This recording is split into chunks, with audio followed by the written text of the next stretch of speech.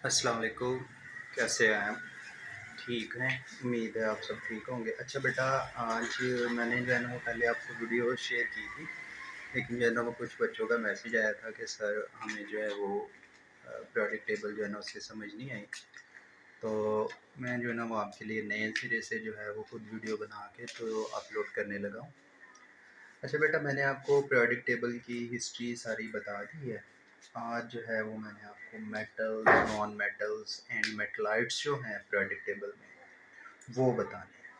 तो बेटा सबसे पहले तो आपको मैंने बताए थे ग्रुप्स जो हैं वो कितने हैं। तो बेटा ये हमारे पास 14, 15, 16, 17 और 18 टेबल हैं। यहाँ 3 से लेके तो 12 तक जो है वो 12 कॉलम ऊपर से नीचे की तरफ। पीरियड्स आपको पता है कि आपके पास 7 पीरियड हैं। तो अगर हम पीरियोडिक टेबल को देखें तो पीरियोडिक टेबल में बेटा टोटल जो एलिमेंट्स हैं वो हैं 118। ठीक है, इसमें मेटल्स हैं, इसमें नॉन मेटल्स हैं, और एक तीसरी चीज़ है उसे कहते हैं मेटलॉइड्स। ठीक है, ये मेटल और नॉन मेटल दोनों के दरमियान होता है। अब मेटल्स कौन से हैं? मेटल्स वो हैं जो इलेक्ट्रॉन लूज करती है। ठीक है, अगर मैं इसको लिखूं तो मेटल वो है जो इलेक्ट्रॉन लूज करे। ठीक है, जो इलेक्ट्रॉन लूज करती हैं उन्हें हम मेटल कहते हैं, और नॉन मेटल वो हैं जो इलेक्ट्रॉन को गेन करे, उसे हम बोलेंगे नॉन मेटल्स। ठीक है जी। अब पीरियोडिक टेबल में 18 कॉलम हैं, 118 एलिमेंट हैं, तो वो हम कैसे मेमोराइज कर सकते हैं कि कितने मेटल हैं कितने नॉन मेटल हैं। तो बेटा अगर आप गौर करें तो मैंने यहाँ पर एक सिर्फ यही एरिया ड्रॉ किया है आपके पीरियोडिक टेबल में। आप इसे खोलकर तो देख सकते हैं, आप अपनी बुक को सामने रखना है आपने जब भी ये करना है। तो तब आपने जो है वो ये आपने करना है, याद करना है, तब आपने जो है वो इसको देखना है। तो मैंने जो है वो पीरियोडिक टेबल का जो है वो कॉलम बनाए हैं सिर्फ और सिर्फ 8। 1 से 2 और 3 से 18 आपने अपनी बुक को सामने रखना है और फिर आपने इसको देखना है। अगर आप देखेंगे कि ये जो एरिया है ये वाला सारा इधर हाइड्रोजन को छोड़ के, ठीक है, इसको मैं रेड मार्कर से जो है वो मार्क करने लगा। ठीक है, यहाँ जितने भी एलिमेंट हैं यहाँ पर भी सारे, ठीक है, ये सारा एरिया जो बेटा रेड कलर से मार्क कर दिया है मैंने, ये सारी की सारी जो हैं वो मेटल्स हैं। ठीक है, ये क्या करेंगी? इलेक्ट्रॉन लूज करेंगी और ये मेटल्स।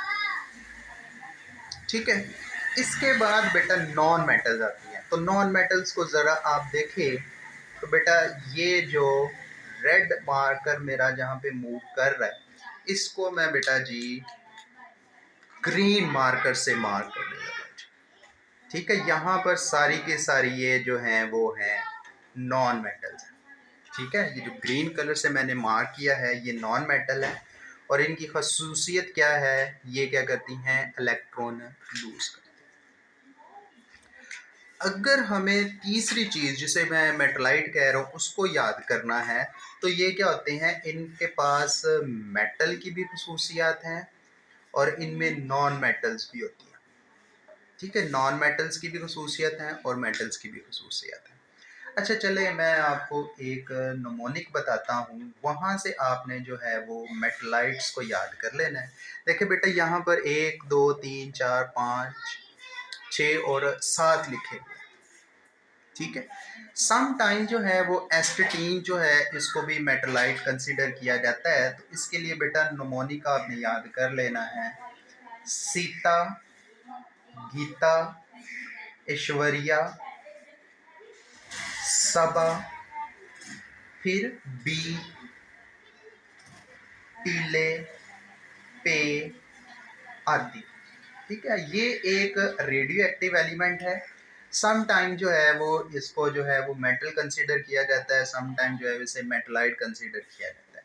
अगर आपसे पूछा जाए कि पीरियोडिक टेबल में कितने मेटलाइट हैं, तो बेटा मोस्टली जो है वो ये 7 का जिक्र किया जाता है। कुछ बुक में जो है वो एस्टेटीन को भी एज जो है वो मेटलाइट जो है वो कंसीडर किया जाता है। तो ये हमारे पास मेटलाइट्स हैं। और बाकी जो है अगर आप देखें बेटा ग्रुप 18, ठीक है, नॉन मेटल्स की बात करें, ठीक है, नॉन मेटल्स कितने हैं, ग्रुप 18 के सारे एलिमेंट जो हैं वो नॉन मेटल हैं। ठीक है, यहाँ पर इस तरह से कह सकते हैं कि ग्रुप 17 में स्टेप वाइज आप ऊपर चले जाएं, पोलोनियम से एस्टेटीन से, 16 में पोलोनियम से स्टेप वाइज आप ऊपर चले जाएं तो इसमें boron, silicon, germanium, एस्टेटीन, antimony, Trillium और पोलोनियम, ये जो हैं वो मेटलाइट हैं। इनके ऊपर जो एलिमेंट हैं वो नॉन मेटल हैं और उनकी खासियत ये है कि वो इलेक्ट्रॉन गेन करेंगे। ठीक हो गया जी। आई होप कि आप जब इसको बुक से पढ़ेंगे, बुक को सामने रख के, तो ये आपके लिए जो है ना वो बड़ा आसान हो जाएगा, आप इजीली जो है वो इसको पिक कर लेंगे। लेकिन मुझे इसके साथ जो है वो आपको एक और चीज़ भी बतानी है, ठीक है, क्योंकि इतना काफ़ी नहीं है। इसके साथ जो बेटा आपने एक और चीज़ करनी है, वो करने हैं बेटा जी ब्लॉक्स इन पीरियोडिक टेबल। ठीक है, ये है ब्लॉक्स जो हैं वो पीरियोडिक टेबल में कौन कौन से हैं। तो वो बेटा मैं आपके ये क्लासिफिकेशन, जो दूसरी क्लासिफिकेशन है पीरियोडिक टेबल में, ये तो मेटल और नॉन मेटल की बुनियाद पर है। एक और है, उसको बेटा कहते हैं blocks, blocks in periodic table. ठीक है, तो बेटा यहाँ मैं जो है ना वो साथ में आपके एलिमेंट्स बनाने लगा हूँ। ये देखिए जरा पीरियोडिक टेबल है आपका ये।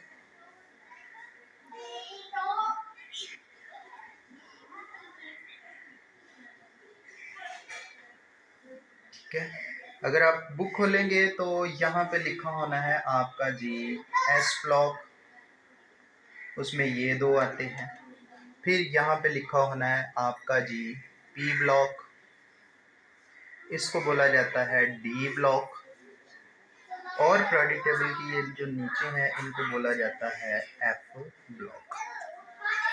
अब ये ब्लॉक्स कैसे बनते हैं, ये देखते आप किसी सोसाइटी में जाएं तो सोसाइटीज़ में जो है ना वो ब्लॉक्स बने होते हैं, उनके डिफरेंट नाम होते हैं। ये अली ब्लॉक है, ये पी ब्लॉक है, ये डी ब्लॉक, वट जो भी उन्होंने नाम दिए होते हैं।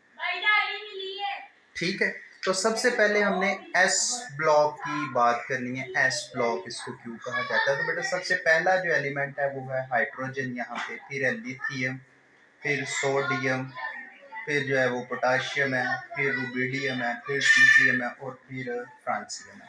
फिर यहाँ पे देखें जी लिथियम के बाद बेरिलियम है, मैग्नीशियम है, कैल्शियम है। ठीक है, तो ये एलिमेंट जो है वो बने हुए हैं। अब इनको एस ब्लॉक क्यों कहा जा रहा है, तो बेटा इनकी कन्फिग्रेशन, अगर हाइड्रोजन का एटॉमिक नंबर 1 है तो इसकी हम कन्फिग्रेशन लिखे तो ये 1s1 बनता है।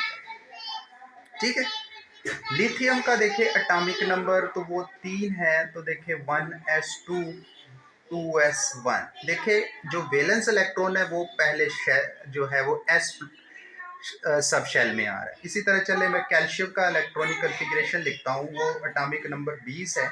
आपने पीरियोडिक टेबल को चेक करते जाना है, साथ में ये साथ साथ जो है वो अपने नोट करना है। कैल्शियम का एटॉमिक नंबर 20 है तो वो लिखे 1s2 2s2 2p6 3s2 3p6, ठीक है जी, और 4s2। तो इसके भी वैलेंस इलेक्ट्रॉन जो है वो आ रहे हैं एस शेल में। तो इसका मतलब कि यहाँ पर जो पहला और दूसरा ग्रुप है इनको कहा जाता है एस ब्लॉक एलिमेंट। ठीक है, इनके वैलेंस इलेक्ट्रॉन क्योंकि एस में आ रहा है तो इसलिए हमें एस ब्लॉक कहते हैं। इसके बाद अगर हम बेटा जी इनकी बात करें जिनको पी ब्लॉक कहते हैं, तो यहाँ पे बेटा हमारे पास पड़ा हुआ है जी बोरॉन। बोरॉन का एटॉमिक नंबर 5 है, इसकी कन्फिग्रेशन लिखे तो ये 1s2 2s2 2p1। ठीक है, बाकी भी किसी भी एलिमेंट की आप इलेक्ट्रॉनिक कन्फिग्रेशन जो है वो लिख सकते हैं। मैं आपको सिखाऊंगा भी, क्लास में भी सिखाऊंगा और आगे जाके सिखाऊंगा भी। लेकिन फ़िलहाल के लिए इतना याद रखेंगे आप कि हम ब्लॉक्स क्यों बना रहे हैं, क्योंकि वैलेंस इलेक्ट्रॉन जो हैं वो पी शेल में आ रहे हैं। बेटा वैलेंस इलेक्ट्रॉन में आपको टर्म आप में से बड़े सारे बच्चों को पता होगा, कुछ बच्चों के लिए कंफ्यूजिंग भी हो सकती है कि वैलेंस इलेक्ट्रॉन वो वाले होते हैं जो किसी भी एटम के जो बैरूनी शेल है उधर जो इलेक्ट्रॉन है उसको हम वैलेंस शेल कहते हैं, और उसमें जो इलेक्ट्रॉन है उसको वैलेंस इलेक्ट्रॉन कहते हैं। तो यहाँ पे जो है उनका valence electron p sub shell में आ रहा है तो उनको हम पी ब्लॉक कहते हैं। इसी तरह इनका जो है वो डी में आएगा, इनका किस में आएगा, एफ के लिए आएगा। उम्मीद है अब आपको जो है वो समझ आ गई होगी। आपका कोई क्वेश्चन है तो बेटा आप पूछ सकते हैं। दूसरा आपने एक काम जो ज़रूरी करना है वो ये करना है कि आपने अपने नाम के साथ जो है वो नीचे कमेंट करना है, जिससे मुझे जो है वो पता चल जाएगा कि इस बच्चे ने जो है वो इस वीडियो को देख लिया है, इस बच्चे को समझ आ गया। अगर कोई भी क्वेश्चन है तो आप कमेंट के फॉर्म में नीचे पूछ सकते हैं। ओके जी, अल्लाह हाफिज़।